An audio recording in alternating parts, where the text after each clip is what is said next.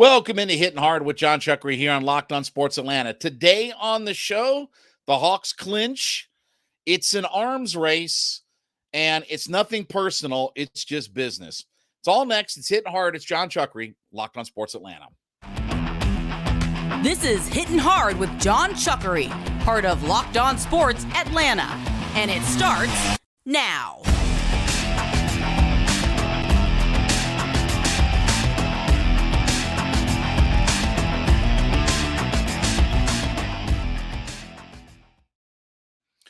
Hittin Hard is brought to you by FanDuel Sportsbook, the official sportsbook of Locked On.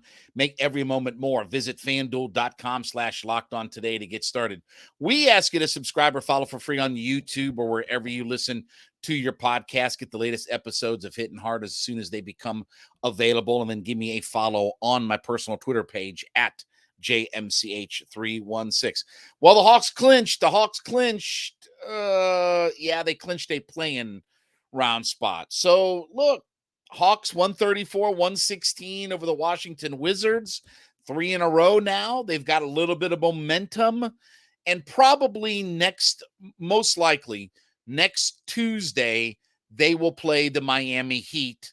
Now, again, still up in the air about, could it be, could the Hawks overtake Miami?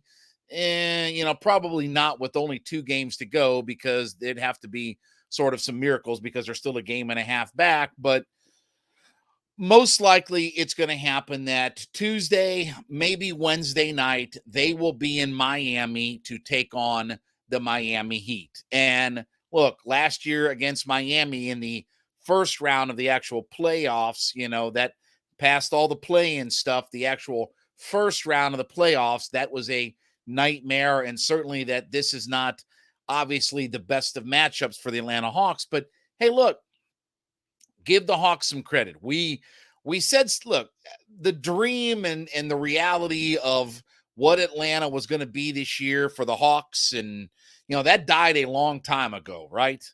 Like, the idea of, hey, all the optimism going into the season, we got DeJounte Murray, it's going to be all good, this, that, and the other, blah, blah, blah, blah, blah. Well, that went out the window very, very quickly. I really think that really everything shifted and turned when that end of the calendar year, from when we ended 2022, where they had that 19-game stretch against a lot of these opponents that were not very good, the Charlottes and the Detroits and the Orlandos, and even some of the West Coast teams, the Lakers and such, that were coming into your building. And, the Hawks, I think, were 3 or 4 games above 500 before that last 19-game stretch. And it started with the Wednesday night before Thanksgiving on Thursday, that Wednesday night against the Sacramento Queens. That was the start of that 19-game stretch. And it never materialized, and I was hoping that they could have like a 13-6 kind of run, and they ended up 7-12. And once you got to the new calendar year, they never got their sea legs underneath them, and they got on the West Coast and, blah, blah, blah, blah. And here's where we're at right now. So at least the Hawks have clinched a play-in berth. So we know for sure that they're going to be in whatever this play-in tournament is. So here's the scenario, right? Most likely is you're going to play the Miami Heat. You will be in Miami Tuesday or Wednesday night. If you win, you're the 7 seed. Okay, so that means you will take on the number 2 seed in the Eastern Conference, whoever that ends up being. Now, as of right now, it looks like it's probably going to be the Boston Celtics, who are 3 games back. So most likely you would take on the Boston Celtics. If you lose that 7-8 matchup, at least you've got one more game to play against the winner of the 9-10 matchup. And that right now is Toronto versus Chicago. So you would play the winner of that matchup, Chicago going to Toronto. You play the winner of that matchup, and then that gets you the 8 seed, where you will take on the Milwaukee Bucks. So at the end of the day, if you can win 1 or 2 play-in games, your prize is going to be either the Celtics or the Milwaukee Bucks in a series. How do you think that's going to go? Okay. I know anything can happen in the world of the NBA and all the Hawks can play. I understand all of that. But the idea of this team winning 4 out of 7 games against either of the premier teams in the Eastern Conference. And that didn't even count Philadelphia, who's played well, probably have the MVP of the league. But when you look at Boston and Milwaukee, that's not the ideal matchup. That's even if you can get past either Miami or win 2 play-in games, because that's your reward after you get 1 or 2 victories in the play-in tournament to face those top 2 teams. Can I just say, look, I'm excited, because Tuesday, Wednesday night, hey, we'll have a not a one and done kind of matchup, because even if the Hawks lose in Miami, they will still have an opportunity to play one more game. But at least it's some kind of postseason basketball. I don't know how I don't know how excited I am. I mean, it's good on one hand that we've got this opportunity and we've got this shot and we know the season is going to extend. But when I start looking at what the final results are going to be with all of this, I'm not as optimistic. And I say, okay, how much better are the Hawks if let's say they lose to Miami and they beat the winner of Toronto and Chicago? And then you line up against the Milwaukee Bucks, and in 5 or 6 games, you lose to Milwaukee. How do we rate this season? I mean, I know it's a disappointment, but where are you at this point then with the season? Where are we at as a franchise? And now we start to really point toward what the offseason is going to bring, because having Quinn Snyder and obviously, all of the moves that could or potentially could be made, who we're going to move on from, who we're going to keep, who we're going to trade for, who we're going to pick up in free agency, who we're going to, all those questions will start to be answered. But at least for now, that the Hawks have clinched a play-in berth. And, again, could Trae Young get this team on a run to the Eastern Conference Finals? I just don't see it the same way. I just, again, when we had that run to the Eastern Conference Finals, we were the number 5 seed. And the only reason was that we were behind the New York Knicks in that year is because we lost all 4 games to the New York Knicks. So they had the tiebreaker. We actually had the 4th best record in the Eastern Conference. We were just the number 5 seed because of the head-to-head matchup against the Knicks. Okay. That's a lot different than being in the 8th seed and you got to play 2 games even before, or potentially, 1 game or 2 games before you even get into the first round of the playoffs. And you're playing the top team potentially in the Eastern Conference. Or certainly, listen, either matchup is not very good for the Atlanta Hawks, Milwaukee or Boston. Doesn't really matter at this point. On one hand, I know the postseason. On the other hand, I'm more excited about getting to the offseason. This has been a disappointment. This has been a frustrating season.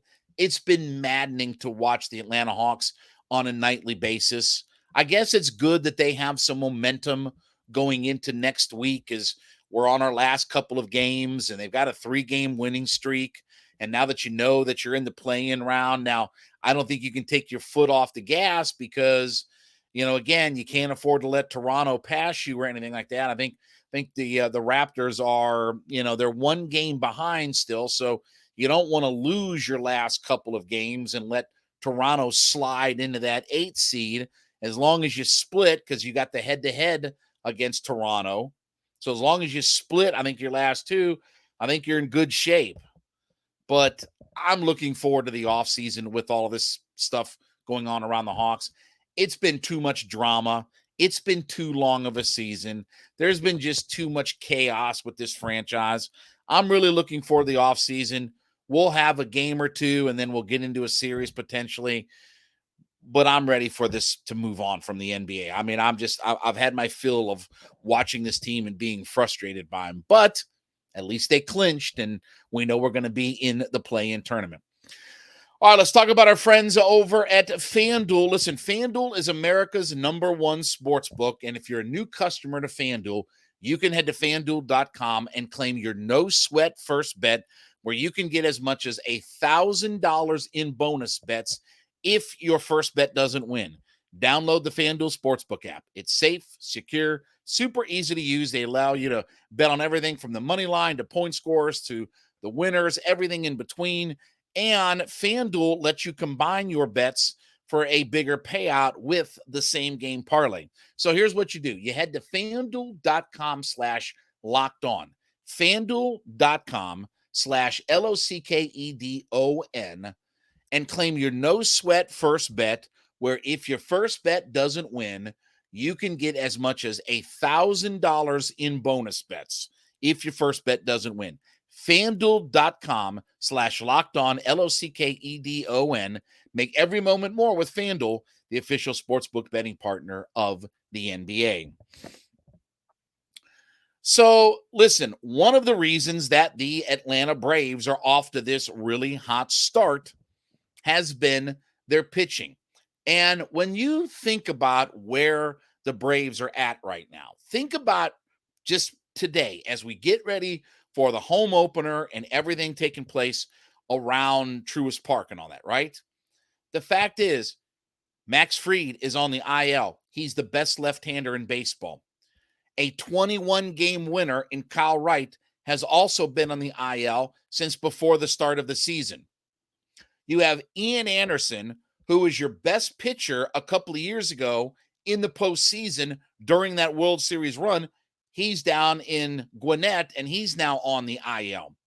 And then you have Mike Soroka, who was arguably 3 years ago, maybe 4 years, whatever it was, in that St. Louis series, was not just your ace on the mound, but he was one of the best young pitchers in all of Major League Baseball. You know, he was, I think, third in the league in ERA and, you know, all the momentum and everything like that. Then they pitch Dallas Keuchel in that playoffs. But anyway, we moved on from all of that. So think about all of the guys that are not here, and not because they've been traded or free agents or anything like that. You've got multiple guys hurt, multiple guys that are down the minors, multiple guys that are going to recover. And you're relying on, over these the Spencer Striders, the Jared Schuster now, who, you know, had a little bit of a rough outing. He's now back with Gwinnett. Dylan Dodd was fantastic in his start. Bryce Elder, who had big starts after big start toward the end of last season, he was fantastic again in that sweep game yesterday. And when I tell you it's an arms race, if you think about when the Atlanta Braves get to a full complement of pitchers, I don't know what they're going to do with all these guys. And maybe that's just the scenario that you're never going to have a situation where you're at full bore health, right? You never feel like you can have too many pitchers, too many starting pitchers, because somebody is always going to have something tweaked or twanked or, you know, whatever. Somebody's always going to be something going on with them. But you look at Fried, Wright, Strider, Morton, Anderson, Soroka, Dylan Dodd, Jared Schuster, Bryce Elder. I mean, this is as deep of a staff as we can see in Major League Baseball. And there was something from it was from MLB.com that they had their top 10 starting rotations. They have the New York Mets at number 1, which that's because they have obviously 2 of the premier pitchers, and literally they have the 2 highest paid guys in all of Major League Baseball. Verlander, who, how much is he pitching? Oh, he's hurt. Okay. So are they the best starting staff if Verlander is hurt? I know they got Scherzer, but are they the best starting staff if Verlander is hurt? And they got Carrasco and some of these other guys and stuff like that. But this is obviously based upon full complement of healthy pitchers. They're number 1. The Brewers are number 2. And then the Braves come in at number 3. But can I tell you, if we're talking a full complement of players, because that's why the Mets are number 1. If you have Verlander and Scherzer, okay, I can live with that. And you got Carrasco and some of their other start. Okay, I can kind of live with all that. But we're talking about a full complement of pitchers. I don't think anybody is deeper or honestly, with the quality of depth overall, better than the Braves. I get that Scherzer and Verlander are they're first ballot, bona fide Hall of Famers. No doubt about it. But when you look at youth and age and depth and quality and all that kind of stuff, how can you do better than Fried and Wright and Soroka and Anderson and Strider and Elder and Schuster and Dodd, who's come out of kind of nowhere, right? And you're getting contributions from guys that were drafted 2019, 2020, and I think Dodd was drafted in 2021. So you think about the complement of, okay, we've got an aging veteran in Charlie Morton, and then we got some guys who've been up at the big leagues for a while, and Max Fried, and even to a degree, Kyle Wright a little bit, but again, he doesn't have a whole lot of experience. And then we've got guys down in the minors that have had big moment after big moment. Soroka's pitched in the postseason. Ian Anderson was your best pitcher a couple of years ago. And then you've got all of these young guns that are coming up, the Striders and the Elders and, the Schusters and all those guys that are coming up. You have a little bit of everything. So I understand, when we get to these rankings and all this kind of stuff and some of the things that go on. But can anybody tell me that really you would trade the Braves starting staff for anybody when you look at depth, when you look at quality, when you look at, whatever metric that you want to use, modern day baseball. Okay, well, you got to have swing and miss guys. Okay, who's better than Strider, Morton, Fried, Wright? When Soroka's pitching well, we saw Bryce Elder can get guys out via swings and misses. I don't know how you don't have the Braves when you look at the overall picture and the landscape of all things going on, how the Braves probably aren't number one. But I understand Verlander, Scherzer, and all that kind of stuff. But would you trade the Braves' depth and quality of pitching in the starting staff over the Milwaukee Brewers? I wouldn't take them over the Milwaukee Brewers. I wouldn't take them over the New York Mets, because how much longer are you going to have 55-year-old guys at the top of your rotation that you're paying $46 million a year for? If again, there's a likelihood that both of those guys go down. They got $95 million tied up in payroll that isn't doing anything on the field for you. Give me the Braves all day long. And Strider's going to pitch today, and he's going to strike out 10 guys. And we talked about where Strider could be. Could he set the franchise record? Could he be a 300 strikeout pitcher? We talked about all of that.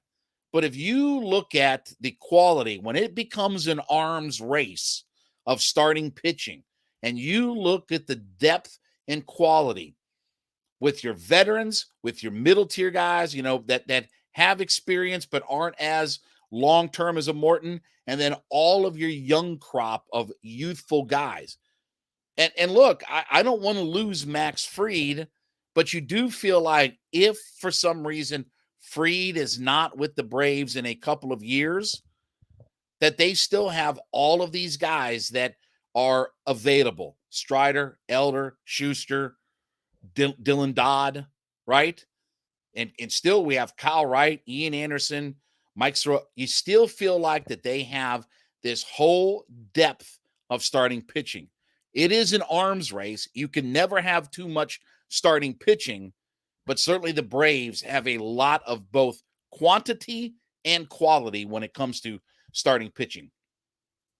All right, after you make Hittin' Hard with Jon Chuckery, your first listen, make sure you check out Locked On Sports Today. Make that your second listen.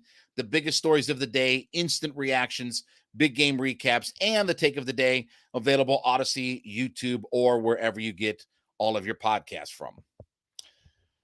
So look, this isn't personal. This is just business.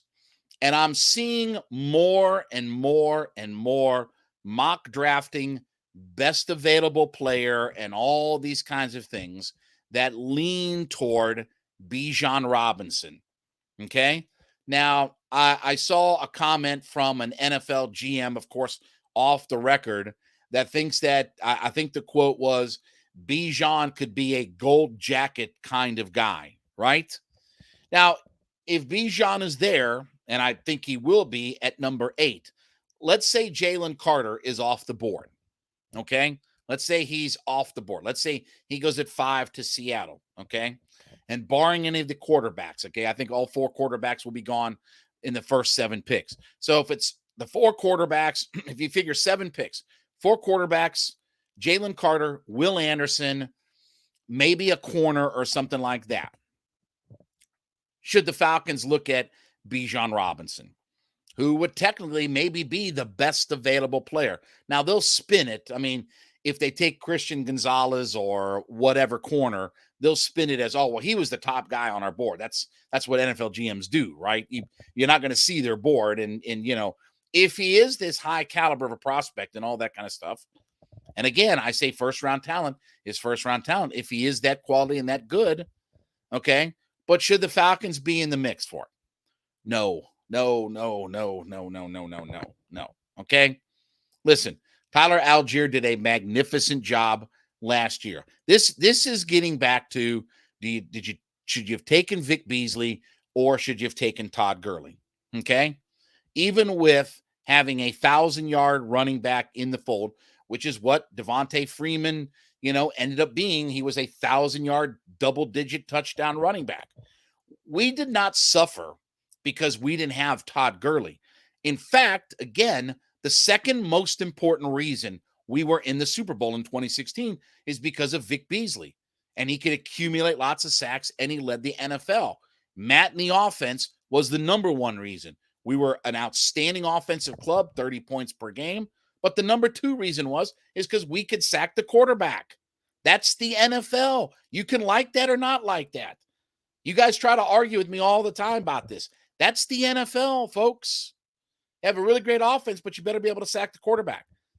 Todd Gurley was player of the year. He was the offensive player of the year in the NFL and all. We don't like Bulldogs. We don't like Todd Gurley. I don't all those kinds of things. And when Todd Gurley when they started winning games with the Rams franchise, because they had the offensive player of the year in Todd Gurley, they had the defensive player of the year in Aaron Donald. When they started winning games? When their quarterback started playing really well. When Jared Goff started turning it on, that's when they became a winning franchise. So again, this is nothing personal against Bijan. I think he'll be a terrific player. I like him as a talent. But again, at some point, we have to fix the things that are right in front of us. You guys say all the time, well, everybody knows we have to. Then why don't they do it? Then why don't we fix it? Why do we not fix the things that are ailing us? We keep trying to divert and scoot and scat and, all this kind of stuff around it. We kind of tiptoe around it. We're talking running backs and wide receivers and even corner. I like the corners in this. But why can't we fix the things that we need to fix? Why can't we fix the thing that we're most efficient at? Yeah, we can sign Calais Campbell and all these kinds of guys. But again, I need my young pass rusher off the edge to sack the quarterback. That's what wins in the NFL. You can't have too many guys.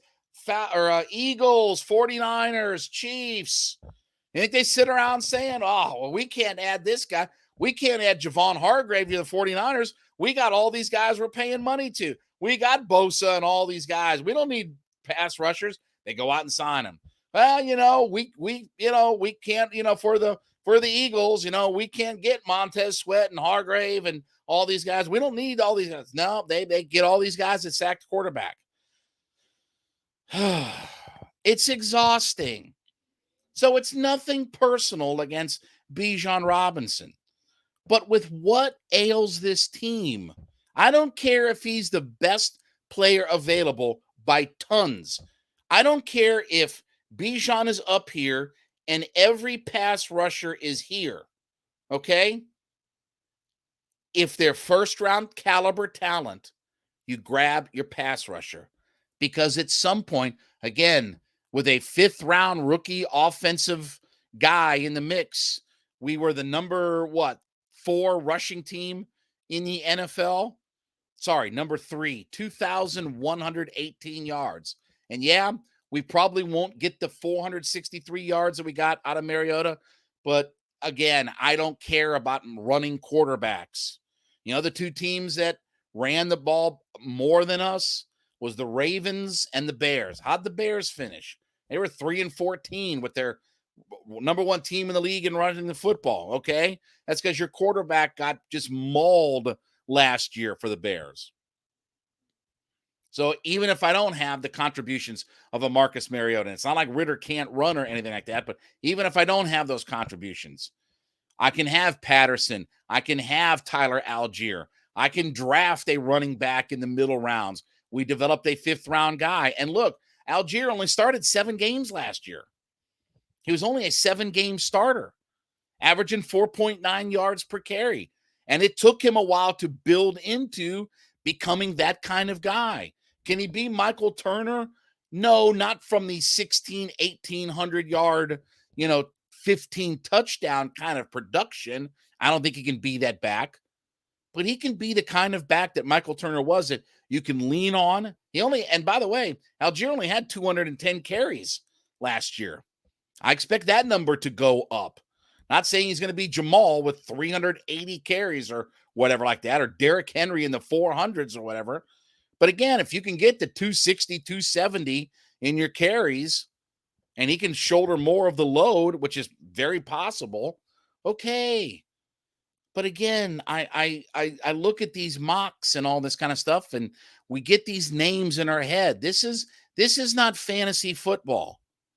At some point, we have to turn the ship around and point it in a direction to winning football. Okay? First-round running backs, when you have a good running game and you have capable running backs, isn't winning football. You know what is? Sacking the quarterback. We were 3rd in the NFL in rushing yards last year. We were next to last in the NFL in quarterback sacks, coming off of the worst season I've ever seen at sacking the quarterback the year before, where we were dead last. So we finished dead last and second to last in the NFL in sacking the quarterback over the last couple of years. And we're talking about running backs and or could the Falcons draft a wide receiver at 8? And I'm just like, my brain is just melting in front of me. Get me somebody to sack the quarterback, please. It's not personal with Bijan Robinson. It's strictly business. And the business says we got to get in the business of sacking the quarterback if we're going to turn the Titanic around and head away from the iceberg and try to get into some winning football. All right, well, thank you so much for making Hittin' Hard with Jon Chuckery your first listen every day. Make sure you make Locked On Sports Today your second listen. Biggest stories of the day, instant reactions, big game recaps, and the take of the day available Odyssey, YouTube, wherever you get your podcast from. We ask you to subscribe or follow for free on YouTube or wherever you listen to your podcast. We appreciate the fact that we're now up over 6,000 subscribers on our YouTube page. So be a part of our community. Get the latest episodes of Hittin' Hard as soon as they become available. And then give me a follow on my personal Twitter page. That would be at JMCH316. We'll wrap up the week tomorrow. This has been Hittin' Hard with Jon Chuckery, Locked On Sports Atlanta.